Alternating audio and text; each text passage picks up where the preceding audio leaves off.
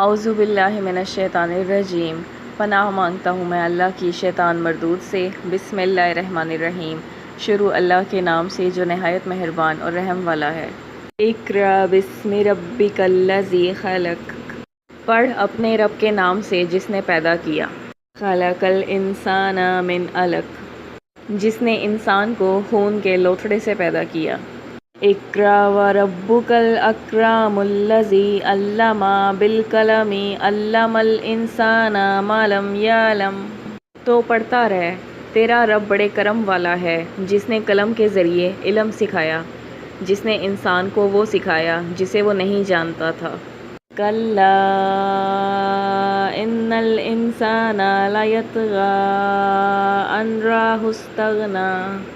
سچ مچ انسان تو آپے سے باہر ہو جاتا ہے اس لیے کہ وہ اپنے آپ کو بے پرواہ سمجھتا ہے۔